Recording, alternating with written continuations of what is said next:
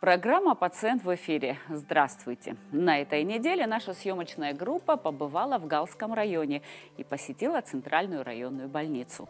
Несмотря на то, что в здании больницы не проводился капитальный ремонт со дня его основания, работа лечебного учреждения налажена. Согласно кадровой структуре, оно практически укомплектовано специалистами. Один из самых острых вопросов – это установка грузового лифта, без которого персонал буквально на своих плечах транспортирует пациентов.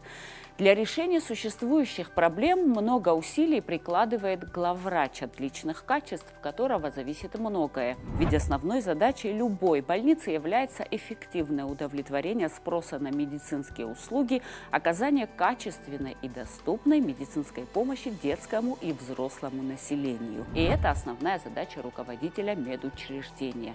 Итак, о проблемах и достижениях Галской больницы. Галская районная больница построена в 1974 году. Главный корпус был воздвигнут у трассы. Сегодня он не функционирует. В нем размещались детское, терапевтическое и поликлиническое отделения, а рядом располагался небольшой корпус, в котором находились кожвен-диспансер, кабинеты фтизиатра и врача-инфекциониста. Спустя несколько лет возник вопрос о необходимости хирургического комплекса. Решением данной проблемы взялся Ингургэс и построил вот это здание, где сегодня и располагается больница.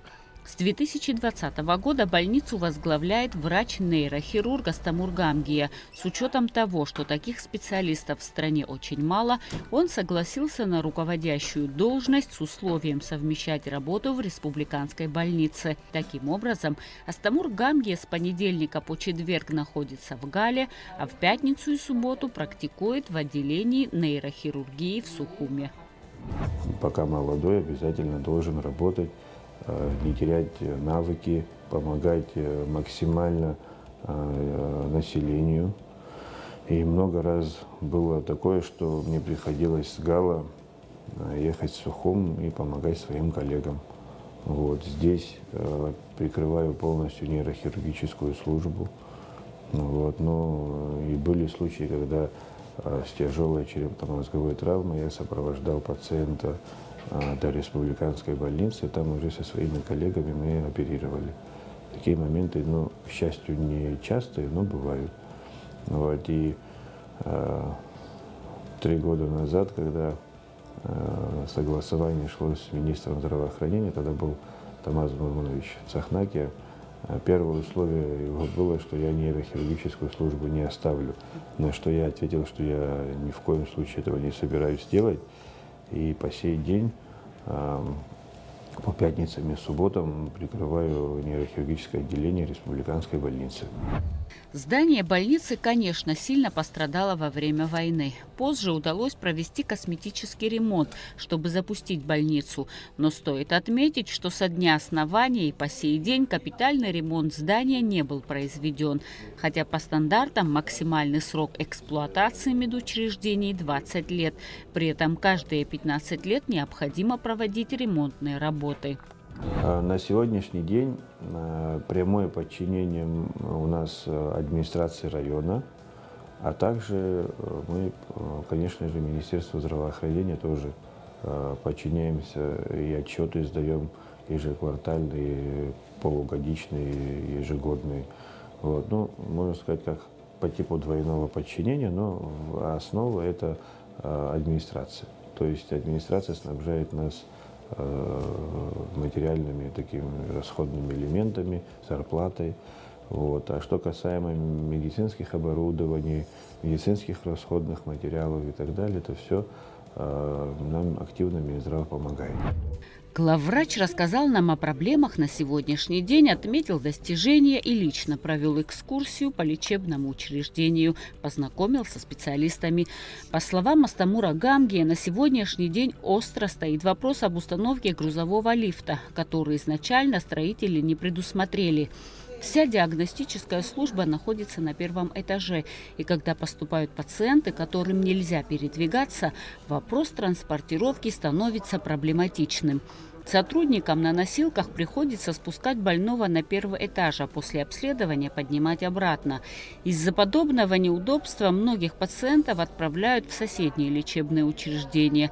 Для решения вопроса в прошлом году составили смету в 4 миллиона 300 тысяч рублей. Его расположение — это как раз вот в этом промежутке. Будет он пристроен к зданию. Вот эти два окна и проем, мы это все уберем.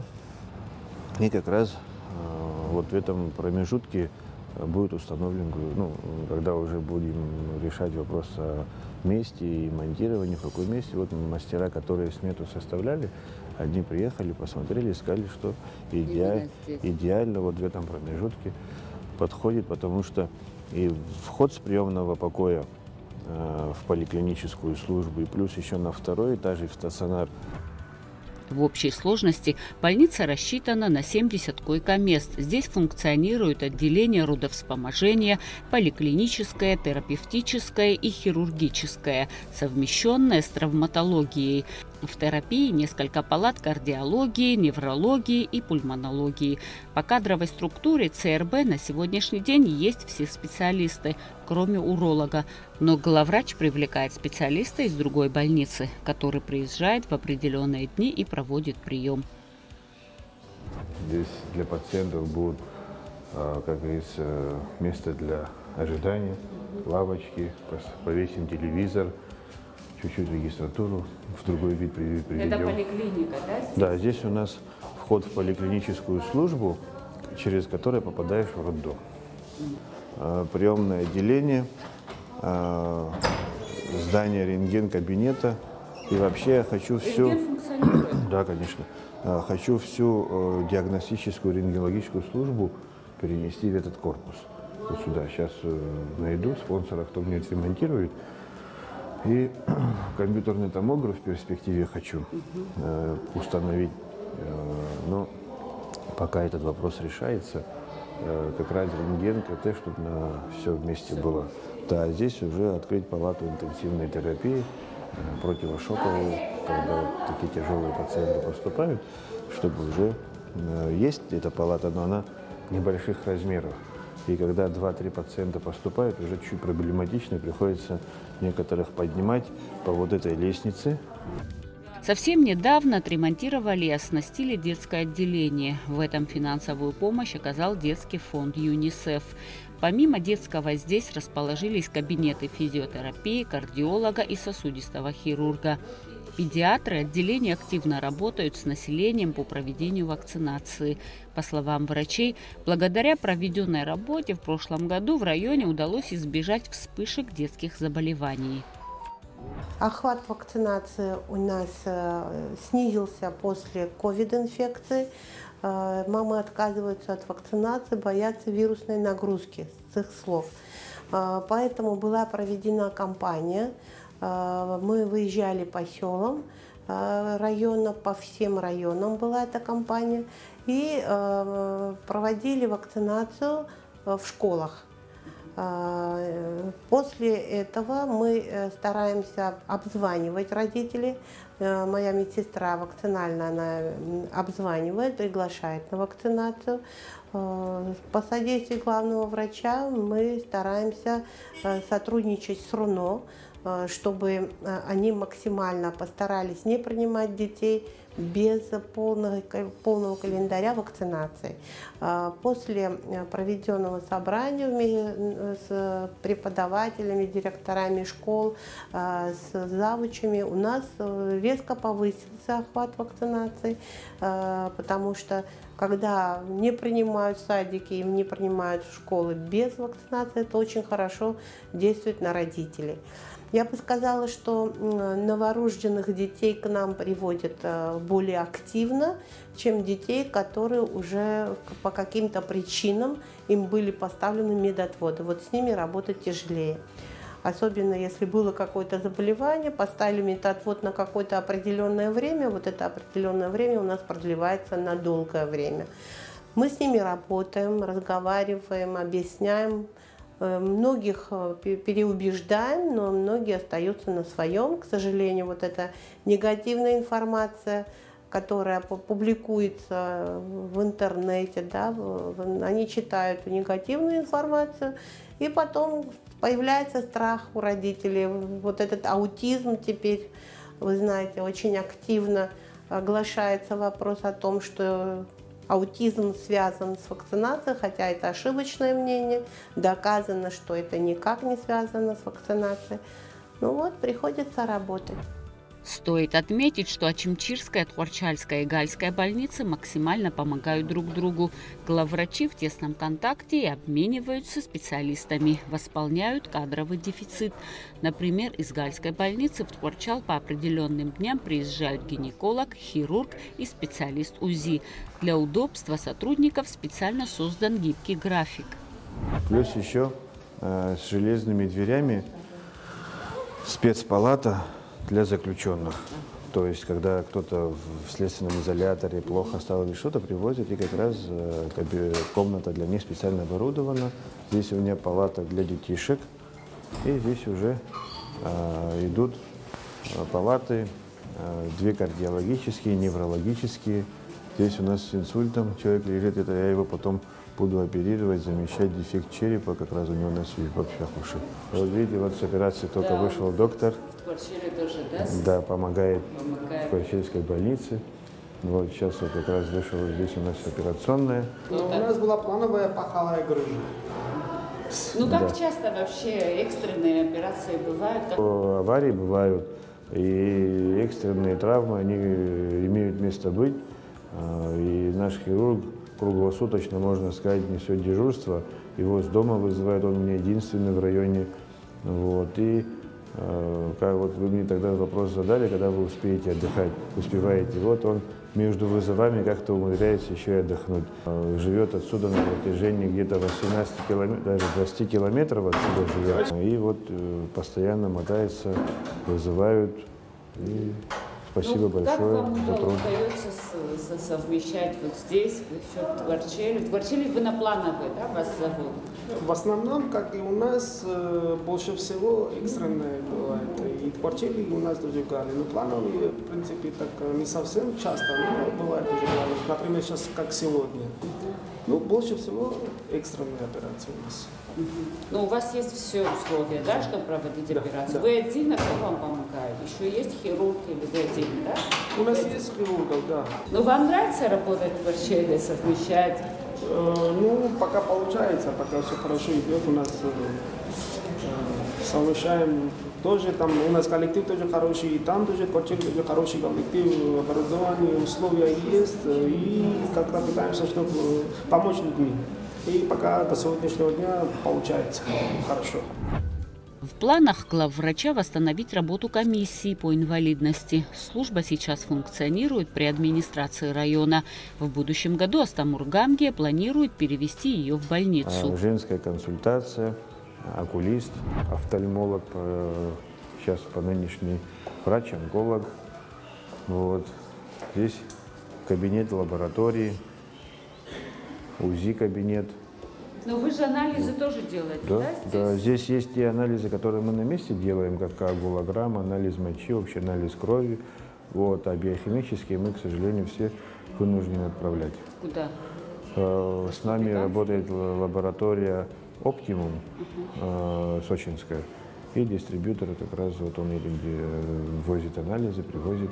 Вот так вот в симбиозе с ними живем. Помогают нам.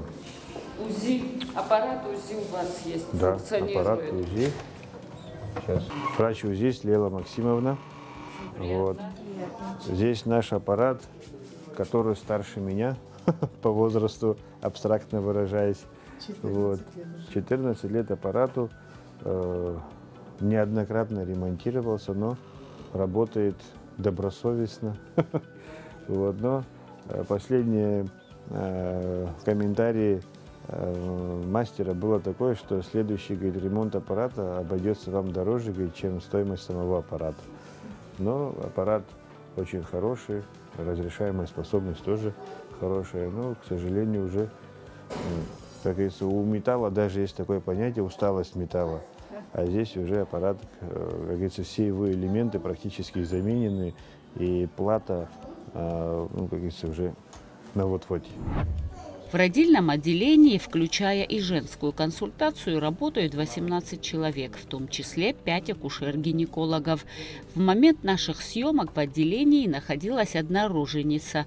Накануне на свет появился мальчик Алекс весом 3300. Вчера было плановое кесарево сечение, потому что она с рубцом, поступила 3-е роды. Мальчишка родился, доношенный плод, все нормально. Мама в хорошем состоянии, малыш тоже в хорошем состоянии. У нас совместные палаты, это уже давно, более 12 лет, совместное пребывание мамы и новорожденного. Это у нас в практике уже давно. Сейчас во всем мире так принято, не только у нас, естественно, мы стараемся идти в ногу с новшествами.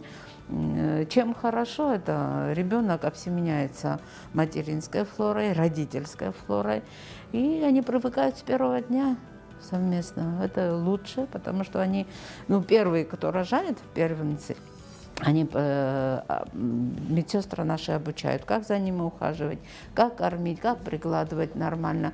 И они отсюда уже обученные, уходят домой, они знают, то есть не сталкиваются с тем, что вот ребенок отдельно, и они не знают, что делать с ребенком. Обработка пуповины, как пеленать, как одевать, как памперс менять. Когда 3-й, 4-й роды, они уже, естественно, все знают, а при первенцах это, естественно, лучше. Практика есть, и мы стараемся к этому. У нас роды есть и физиологические, и оперативные. Условия для нашего района пока у нас все есть. Бывает иногда чего-то не хватает, но как для районной больницы, то фактически нет. То, что здание нуждается в капитальном ремонте, видно невооруженным глазом. В палатах со стен сыпется штукатурка. За все послевоенное время в некоторых отделениях был произведен косметический ремонт. Руководство больницы, как и персонал, надеется, что капремонт включат в инвестпрограмму, так как те усилия, которые прилагаются на сегодняшний день, недостаточны. Хотя удалось многое. К примеру, с помощью администрации района наладили бесперебойное электро- и водоснабжение. В этом сооружении нам активно помог Дмитрий Александрович Адлиба, начальник УГХ Гальского района. Я к ним обратился, говорю, больница нуждается в автономном водоснабжении, потому что в летний период бывают проблемы с водоснабжением из-за того, что речка обмельчает, запасы воды не хватает, и иногда не только, как говорится, Джварское водохранилище опустошается, но и еще главный водозабор Гальского района тоже еще испытывает такие небольшие трудности в летний период. И чтобы как-то ликвидировать этот момент, мы возвели 20-тонный бак, который практически на 2 недели может снабжать больницу бесперебойным водоснабжением. И стоит насос, который перекачивает в отсутствие центрального водоснабжения. У нас здесь как раз мы врезались в общую трубу, и обратно клапан стоит, и автоматически включается насос, и вода идет по всей больнице.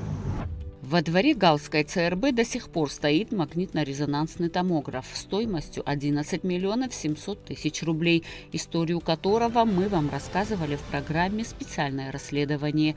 Напомним, что аппаратура была приобретена Минздравом у частной компании для республиканской больницы в 2016 году, но была передана Галской больнице в 2017. И за это время ни разу не эксплуатировалась. Когда Астамур Гамге приступил к своим обязанностям в 2020 году, он первым делом занялся этим вопросом, пригласил инженера из России, который дал заключение, что аппарат давно снят с производства. Затем этим вопросом занимались прокуратура и СГБ, и сейчас судьбой МРТ занимается Минздрав. Скорее всего, он подлежит утилизации. Вопрос о его дальнейшей судьбе уже, как говорится, на уровне Минздрава решается.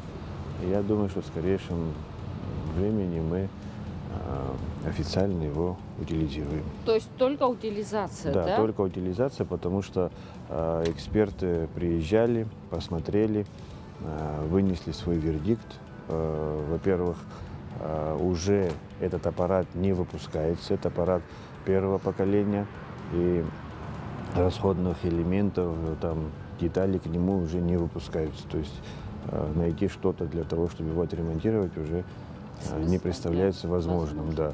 И уже сами элементы тоже, учитывая такое длительное нахождение в недееспособном состоянии, привели к, как говорится, к порче.